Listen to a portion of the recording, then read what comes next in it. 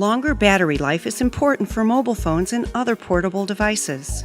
Short of a breakthrough in new battery technology, the easiest way to make improvements in operating life is to accurately characterize the dynamic battery current drain of the device and reduce the drain where possible. Current drain in a device such as a mobile phone has a complex nature related to the network environment, user behavior, and device complexity. However, even if a repeatable suite of user events is compiled for testing, the underlying operating system and subcircuits may contribute a significant amount of random behavior in the battery current drain over time. So, before making any design changes, you should log the long-term current consumption over the duration of the test suite as a baseline for comparison. This captures the random nature of the current drain activity as well as the more predictable events. The result is a more accurate measure of the total average current drain.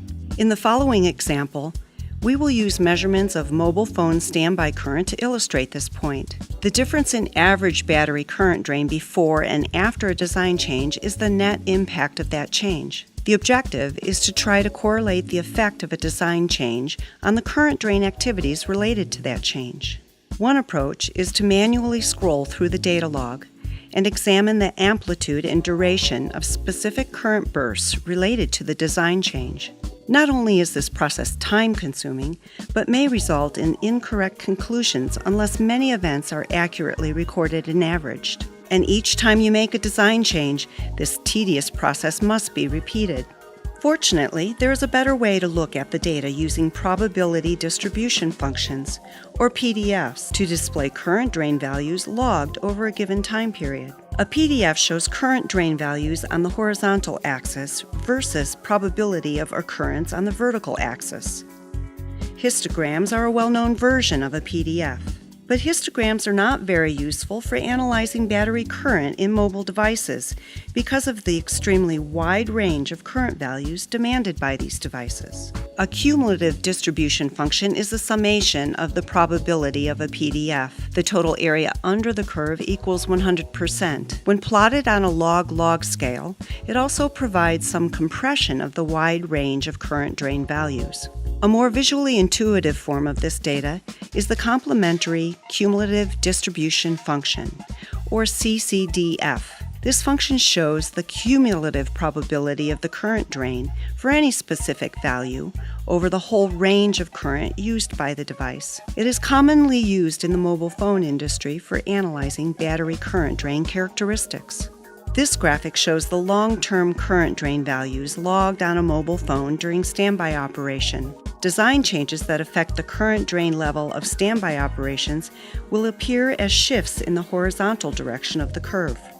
Changes that affect the duration or frequency of those operations will appear as vertical shifts in the curves. Agilent Technologies has this CCDF calculation and display capability in a solution designed specifically to solve this difficult measurement task. The N6781A source measure unit is tuned for battery drain data logging and analysis. When combined with an Agilent N6705B mainframe and 14585A software, it is a superior solution for measuring and analyzing battery current drain in devices such as mobile phones. This graphic shows the CCDF display of standby current in a mobile phone during continuous receive mode. Then a CCDF of standby current during discontinuous receive mode was created and displayed so the differences can be easily compared. Agilent 14585A battery drain analysis software gives you quick insight into the change of average current and total power consumed.